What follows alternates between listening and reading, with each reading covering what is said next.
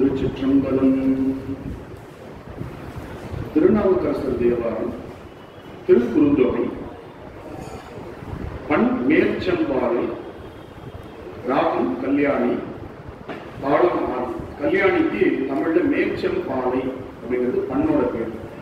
நிறைய பேருக்கு கல்யாணின்னு தெரியும். மேற்சம்பாலை அப்படிங்கிற ஒரு பெரிய பழைய பண் தான் கல்யாணிங்கிற காலத்துல பெயர் மாற்றம் அடைஞ்சிருக்கு அப்படிங்கிறது நிறைய பேருக்கு தெரியாது. அதான் நம்ம தெரிஞ்சுக்கணும். சரி, இப்ப நான் முதல்ல அதை பாடி காட்டுறேன். மாசில் வீணையும் மாலை மதியமும் வீசு தென்றலும் விகிழவேனிலும் மாசில் வீணையும் மாலை மதியமும் வீசு தென்றலும் விகிழவேனிலும் மூசு வண்டரை பொய்கையும் போன்றதே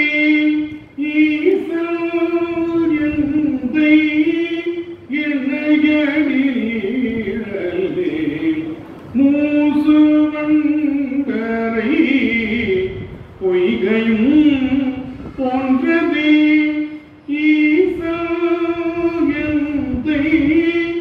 எண்ணையடி நீழலே.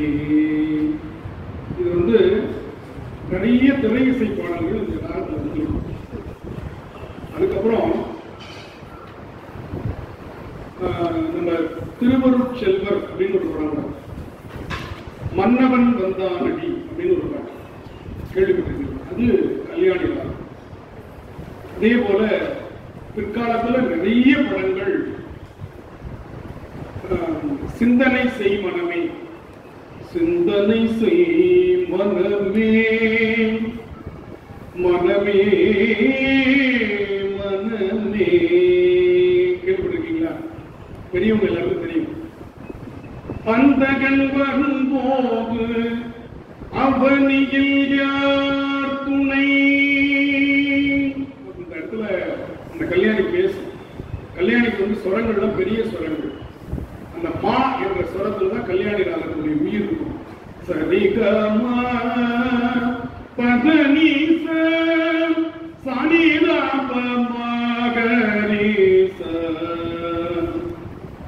இல்லையா? திரையிசை பாட்டுல ஒரு நல்ல பாட்டு. அதனால நான் சொல்றேன், தவறுங்க. அம்மா என்று அழைக்காத உயிர் இல்லையே, இதெல்லாம் கல்யாணி ராகத்தில் வந்து அற்புதமான பாடல்கள். யமுனை ஆற்றிலே ஈரக்காற்றிலே அப்படின்னு வரக்கூடிய பாடல்கள் எல்லாம் கல்யாணியுடைய தூய்மையான வடிவங்கள். ஏன்னா சில பாடல்கள் வந்து என்ன ஆகும் அப்படின்னா, போகும் பொழுது மோகனத்தில் போடுவாங்க, சரிக்க பதசான்னு போவாங்க. வரும்போது சாணிதப்பம் மகரிசன் இறங்குவாங்க, மோகன கல்யாணின்னு ஆயிடும். அப்படி ஒரு ராகம் இருக்கு, மோகன கல்யாணி. ஏன்னா ஸ்வரஸ்தானங்கள்ல மா மட்டும் கிடையாது, நீ மட்டும் கிடையாது. போகும்போது மா கிடையாது, வரும்போது நீ கிடையாது. எதுக்கு? கல்யாணி. சரிக பகச சாதாப்ப கரிச, மாவும் நீயும் கிடையாது. அந்த மாவும் நீயும் வந்துச்சுன்னா கல்யாணமும் மோகனமும் ஒரே மாதிரி இருக்கும். அப்ப மிகப்பெரியவர்கள் மோகனத்துல பிடிச்சி ஏறி போவாங்க.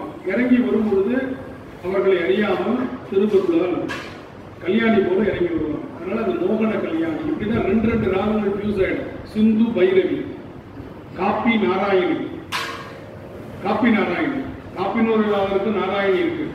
இந்த மாதிரி ரெண்டு ரெண்டு ராகம் ஃபியூஸ் ஆயிடும். அது என்னாலும் புதிய ஒரு ராகமாக வடிவெடுக்கும். மிகப்பெரியவர்கள் அதை செய்யும் பொழுது அது திருவருளால் விளைகிறது அப்படின்னு சொல்லி அந்த ராகத்தையும் புதிதாக வைத்துக் கொள்வார்கள். இது வந்து மிக முக்கியமான ஒரு விஷயம். இதுபோல இந்த பாட்டு கல்யாணி அப்படிங்கிறதுடைய மூலஸ்வரங்கள் எல்லாமே வரும். இப்ப திருக்குறுந்தொகை அப்படிங்கிறதுனால இதற்கு குறிப்பிட்ட ஒரு பண் இல்லை. எங்க குருநாதர் இந்த நடபைரவில பாடியிருக்காங்க. எனக்கு அதை குழப்ப வேண்டாம்ன்றதுனால அதை நான் சொல்லலை. நடபைரவில உங்களுக்கு நிறைய குறுந்தொகைகள் இருக்கு. கல்யாணி அப்படின்னு சொல்றது ஒரு கனராகம். இது மேல முடிக்கிறது இதற்கு ஒரு அழகு. ஆனா இந்த பாட்டை நான் மேல முடிக்கல, ஏன்னா திருவடின்னு சொல்றேன். அப்ப போய் நான் மேல முடிக்க முடியாது. அதனால கல்யாணி ராகத்துல ஒரு சின்ன வித்தியாசம். இந்த பாட்டை மட்டும் நான் என்ன பண்ணிக்கிறேன், கீழே முடிக்கிறேன். திருவடி பற்றி சொல்றதுனால ஈசன் எந்தை இணையடி நீடலையும் மேல போய் முடிக்கணும் இந்த ராகத்தினுடைய அமைப்பு. ஆனா நாம வந்து ஒரு பொது விதி வச்சிருக்கிறோம், திருவடி வந்தால் கீழே இறங்கி வந்துடணும். யார் இறங்கி வராங்களோ அவங்களுக்கு தான் திருவடி. நான் இப்படிதான் இருப்பேன் அப்படின்றது திருவடி அவங்களுக்கு கிடைக்காது இல்லையா? அதனால இப்ப இந்த பாட்டு பாருங்க. மா அப்படிங்கிறது இந்த மா ஸ்வரத்திலே இருக்கு. மாசில் வீணையும் மாலை மதியம் வீசு தென்றலும்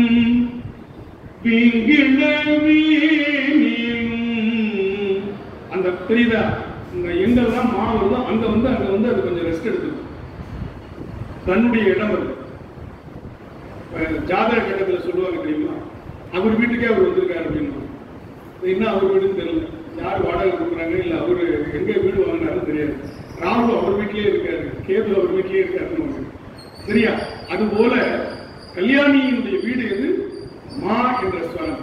அது வரும்போதெல்லாம் அது தனக்கான சுதந்திரத்தை அது பெறும். கவனிக்க பாருங்க, திருப்பி நல்லா கவனிங்க. மாசில் வீணையும் மாலை மதியம் வீசு தென்றலும் பிங்கிழவேனிலும் மூசு வண்டரை பொய்கையும் போன்றதே. இதான் கடைசி சொல்ல, மேல் கடைசி. மேலதான் நான் எடுக்கிறேன், ஆனா மேல முடிக்க கூடாது. ஏன்? திருவிழா ஈசல் எந்தை இணையடி நீழலே இணையடி நீழலே இணையடி நீழலே.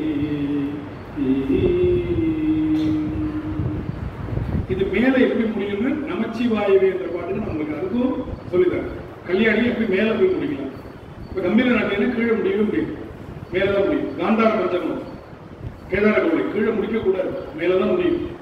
ஆனா அதெல்லாம் அவங்க அமைச்ச பண்ணு, அதனால சரியா இருக்கும். இப்ப நம்ம கல்யாணி ராகத்தை கொண்டு வந்து நாம பண்ண வைக்கிறதுனால இந்த பிரச்சனை எல்லாம் வருது. அப்ப அதுக்கேற்ற மாதிரி நம்ம பாட்டை மாற்றக்கூடாது. எதை மாத்திக்கணும்? நாம பாடுற முறையையும் மாற்றிக்கொள்ளணும். பாடலாம். இப்ப நல்லா நிமிந்து உட்கார்ந்து மாசில் வீணையும் மாலை மதியம்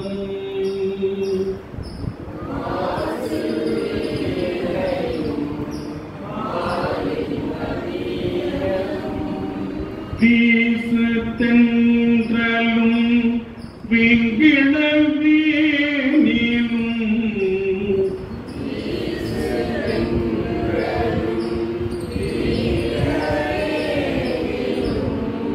மாசில் வீணையும் மாலை மதியமும்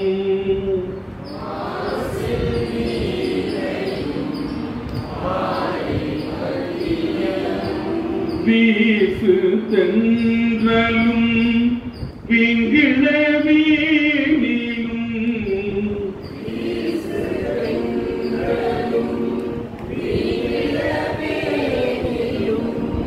மூசு வண்டரை.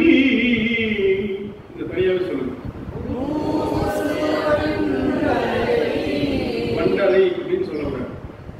மூசு வண்டரை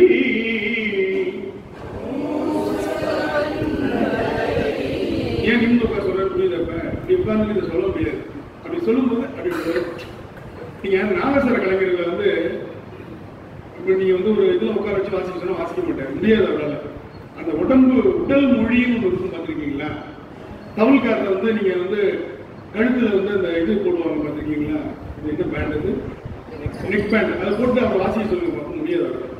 ஏன்னா தலையை ஆட்டிக்கிட்டே வாசிச்சா தான் அவருக்கு என்னது, தன்னைத்தானே ரசிக்கிறது இருக்கு, பார்த்தீங்களா? அது ஒரு பெரிய சுகமுங்க. அப்பதான் அந்த கலைஞர் வந்து அந்த கலையோட ஒன்றிப்போம். தமிழ்கார இப்படி வாசி பார்த்துருக்கீங்களா? இப்படியே வாசி பார்த்துருக்கீங்களா? நாகஸ்வர கலைஞர் பாருங்க, மைக் இங்க வச்சிருப்பாங்க, மேல வாசிப்பாரு, நடுவுல வாசிப்பாரு, கீழே வாசிப்பாரு, பார்த்திருக்கீங்களா இல்லையா? ஒரு கட்டத்துல மைக்க வந்து சவுண்ட் வை, அதை பண்ணு இதை பண்ணுன்னு சொல்லிட்டே இருக்கு. ஒரு கட்டத்துல அதெல்லாம் மறந்துடுவாரு. அவர் அப்படியே அதை கரைஞ்சி அவர் பாட்டு வாசிக்க ஆரம்பிச்சிருவாரு. அப்பதான் அந்த உயிர்ப்பு தெரியணும். அது போல இப்ப நமக்கு உடல் மொழின்னு ஒண்ணு இருக்குது. அப்ப மூசு வண்டரை, அப்ப இந்த ஸ்பைனல் கார்டு மேல ஏறி ஒரு ஷார்ட் கொடுக்கும். வண்டரை பொய்கையும் அப்படின் போது அந்த மூச்சு காற்று மேல போகும்போது வயிறு ஏறி இறங்கும் வருது. அதுக்குதான் வயிற்றுல அரை வயிறா வச்சுக்கணும்னு சொன்னது. புரியுதா? ஃபுல்லா ஏற்றிதான் எங்க ஏறும், சொரம் எப்படி ஏறும், திணறும், மூச்சு திணறும், ஓடிக்கூடிய இருக்கு. அப்ப நமக்கு வயிறு காலியா இருக்கணும்னு சொன்னது காரணம் அதுதான். மூசு வண்டரை பொய்கையும் போன்றதே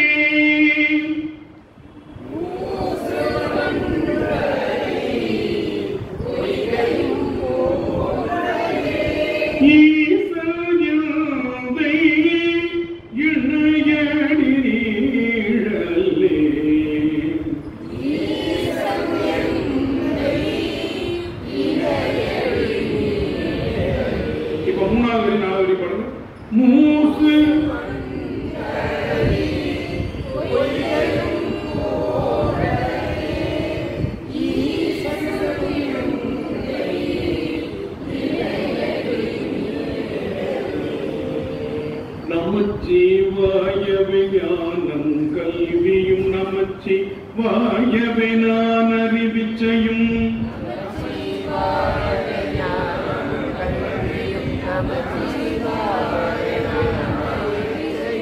நமச்சிவாயவே நானவின்றே துமே, நமச்சிவாயவே நன்னெறி காட்டுமே,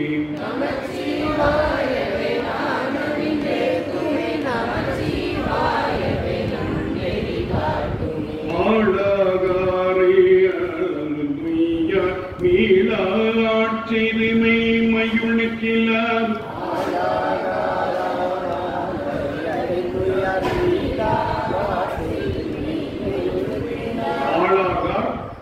ஆளாகாரை அடைந்துய்யார், ஆளானாரை அடைந்துய்யார் பிரிக்கணும். ஆளாகார் ஆளானாரை அடைந்துய்யார் என்ன சொல்றாருன்னா, இவனுக்கு சொந்த புத்தியும் இல்லையா, கேட்பார் புத்தியும் கிடையாதுங்கிறார். இவனும் அடியாரா இருக்க மாட்டான், அடியார் இருக்கிறவங்களோடையும் சேர்ந்து என்ன மாட்டான், உய்யவும் மாட்டான். அவ்வளவுதான் ஆளாகார். இப்ப நம்ம சொல்லணும்ல, நான் ஒரு ஆள் அப்படின்னு சொல்லணும்ல, நீ எல்லாம் ஒரு ஆளா அப்படின்னா என்னன்னு அர்த்தம் தெரியும். நான் ஒரு ஆள் அப்படின்னு சொல்றதுக்கும் நீ எல்லாம் ஒரு ஆளா அப்படின்னு நம்ம கேட்போம் தெரியுமா? அப்பனா என்ன பொருள்? ரெண்டு கை ரெண்டு கால் ஒரு உடம்பு இருக்கிறவெல்லாம் மனுஷன் இல்லை, அதற்குரிய தன்மை இருக்கணும்னு அப்பர் பெருமான் சொல்றார். அதுதான் அப்பதான் அவன் ஆளார், ஆள்னு மதிக்கத்தக்கவன். ஆளாகார் என்ன அர்த்தம்? சுய புத்தியில அவனும் ஆளாக மாட்டான். ஆளானாரை அடைந்து உய்யார். இப்ப ஏற்கனவே அடியார்கள் தான் இருக்கிறாங்களே, அந்த மாதிரியாச்சும் நம்ம இருப்போம்னு அவங்கள பார்த்தாலும் திருந்தணும், அப்படியும் செய்ய மாட்டேங்கிறான் அப்படின்னு வருத்தப்படுற. புரியுதா? பாருங்க, ஆளாகார் ஆளானாரை அடைந்துய்யார் மீளாட்செய்து மெய்மையுள் நிற்கிறார், தோணாத சுரையோ தொழும்பரு செவி, வாழ மாய்ந்து மண்ணாகி கழிவரே, நடலி வாழ்வு கொண்டென் செய்தி நாணிலே,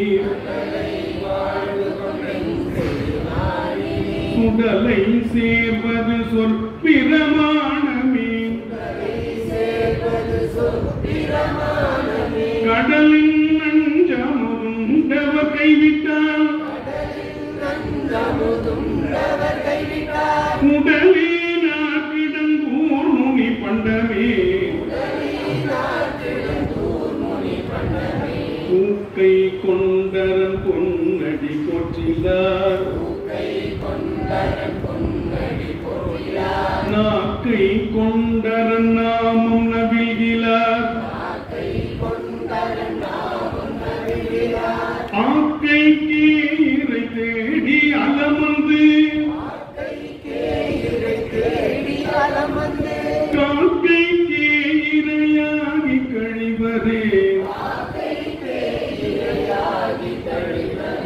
குறிகளும் அடையாளம் கோயிலும்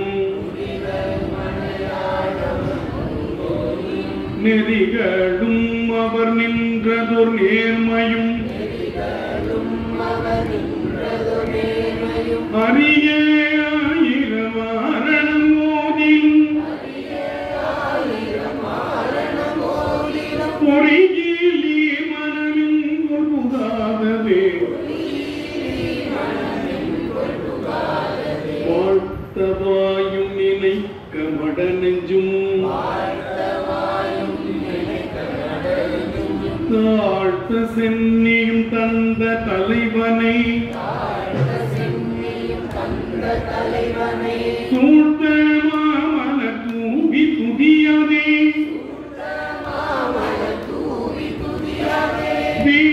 வீட்டவாவினையே நெடுங்காலமே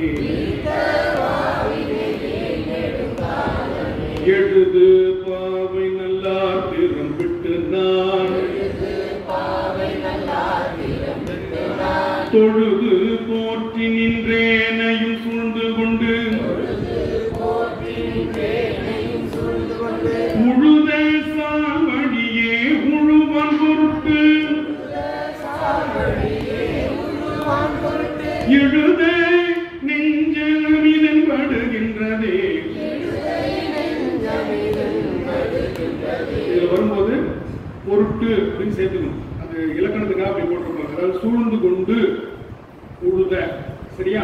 அதே மாதிரி வான் பொருட்டு இழுத ஏன், சரியா? அந்த மாதிரி எழுது. நெக்கு நெக்கு நினைப்பவர் நெஞ்சுள்ளே புக்கு நிற்கும் பொன்னார் சடை புண்ணியன் பொக்கும் மிக்கவர் நீரும் கண்டு நக்கு நிற்பவர் தம்மை நாணியே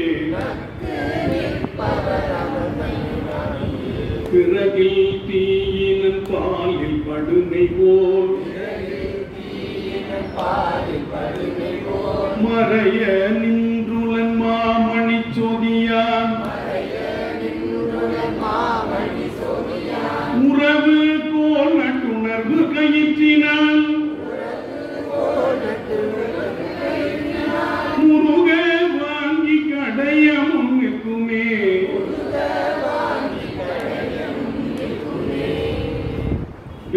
பாட்டு என்ன நடை?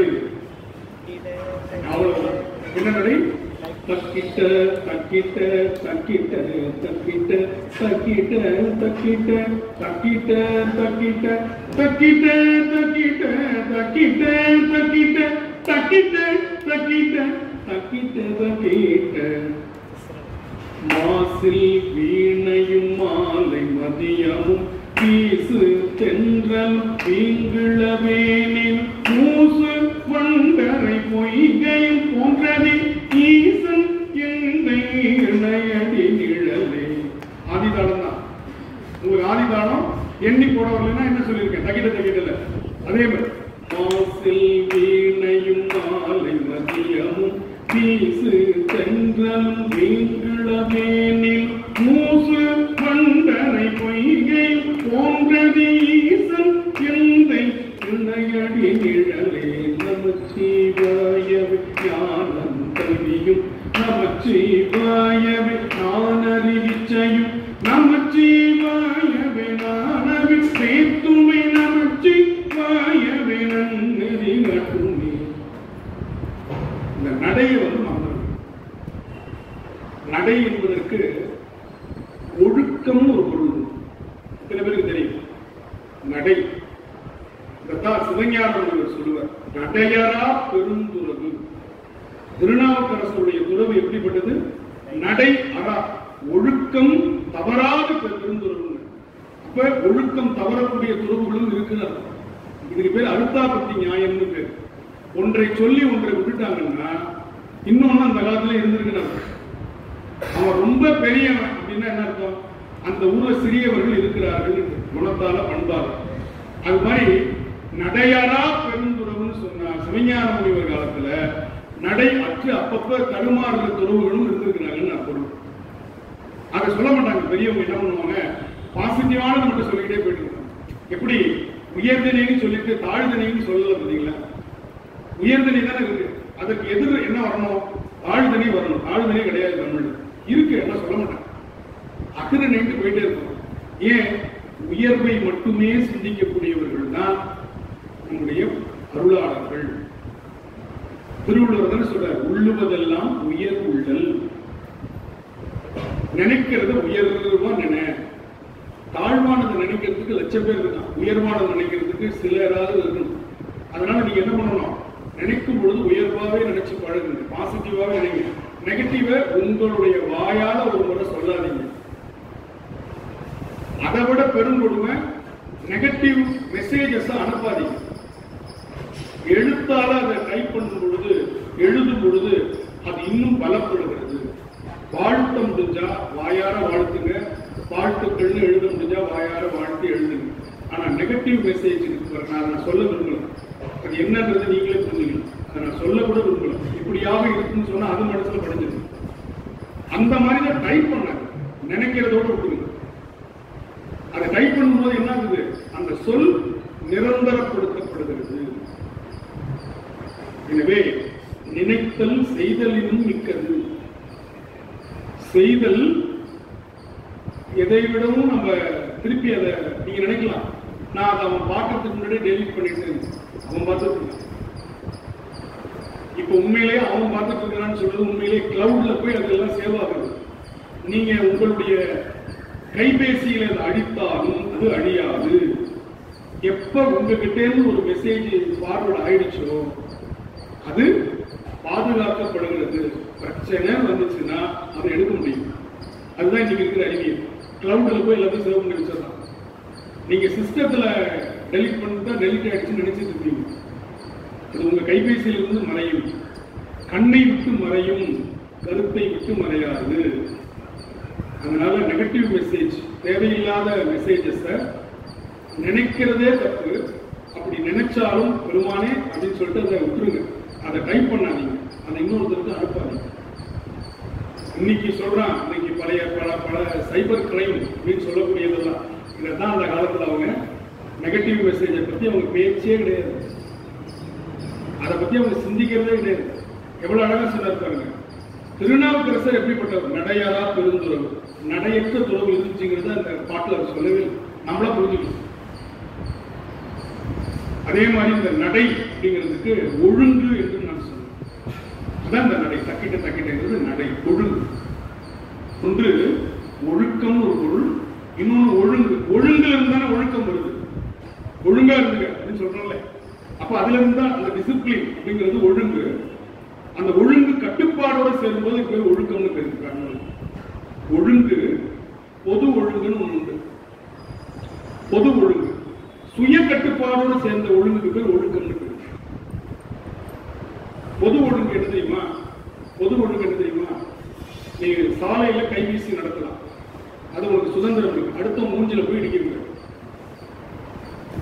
இது பொது ஒழுங்கு. கைவீசி நடக்கலாம், எவ்வளவு அதற்கு என்று ஒரு எல்லை உண்டு. அடுத்த மூஞ்சிலையோ குரலில போய் இடிக்க விடாது, அது பொது ஒழுங்கு. சுய கட்டுப்பாடு அப்படிங்கிறது என்னன்னா, நீ தனியா இருக்கும் பொழுது அப்படி இருக்கிறியாங்கிறது தான் சுய கட்டுப்பாடு. அதுக்கு பேர் தான் ஒழுக்கம். நான் வெளியில எப்படி இருக்கிறேன், வீட்டுக்குள்ள எப்படி நாள் இருப்பேன், தனிப்பட்ட முறையில் நான் என்னுடைய தனிப்பட்ட வாழ்க்கையை பத்தி கேட்க, இதெல்லாம் சொன்னா அது ஒழுக்கம் அல்ல. ஒழுங்கா இருக்கிற ஒழுக்கம் அல்ல, ஒழுங்குக்கும் ஒழுக்கத்துக்கும். அப்ப சுய கட்டுப்பாடோடு இணைந்த ஒழுக்கத்துக்கு, ஒழுங்குக்கு என்ன பேரு? ஒழுக்கம்.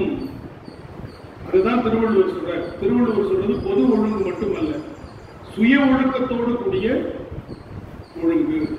அதனாலதான் ஒழுக்கம் விழுப்பம் தரலான், ஒழுக்கம் உயிரின் ஓம்பப்படும், உயிரை விட மதிக்கப்படுவது ஒழுக்கம்னு சொன்னார். சரி, எதுக்கு சொல்ல வரேன்னா, கம்பராமாயணத்துல ராமனை கம்பர் நடையில் நின்றுயர் நாயகன்.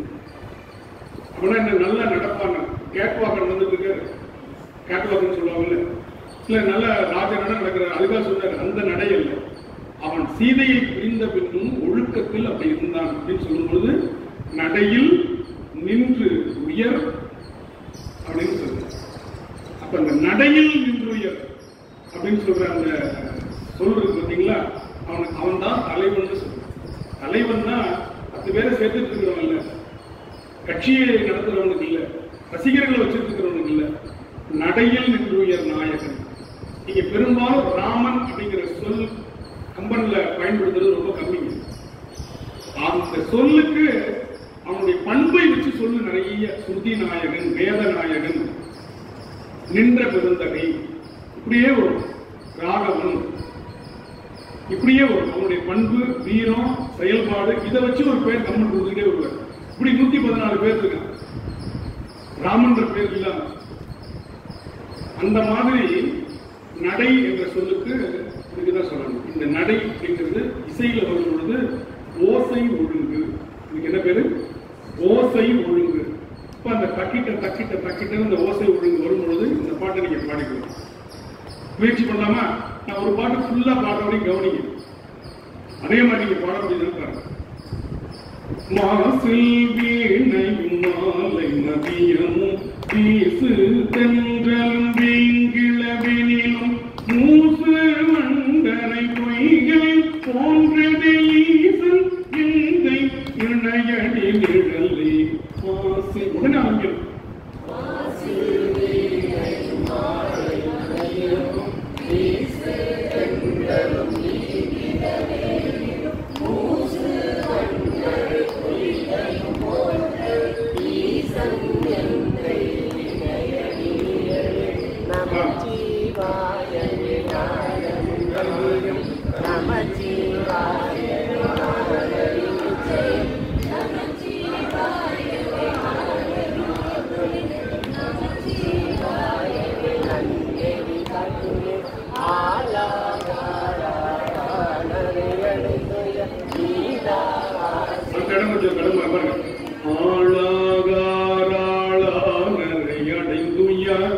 அங்க நமக்கு மூச்சு உடனே ஆளாகார் ஆளானாரை, ஆளாகார் ஆளானாரை, ஆளாகார் ஆளானாரை, அந்த இது சேர்த்து சொல்லணும்.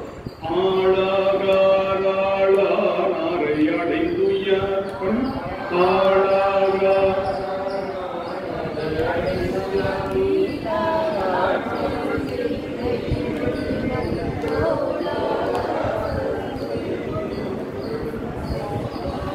என்ன செய்ய விரும்புறது? தோழாத சூரை தொழும், தோழாத சூரையோ தொழும்பர் செவி வாழ மாய்ந்து மண்ணாகி கழிவரே. முதல்ல ஆளா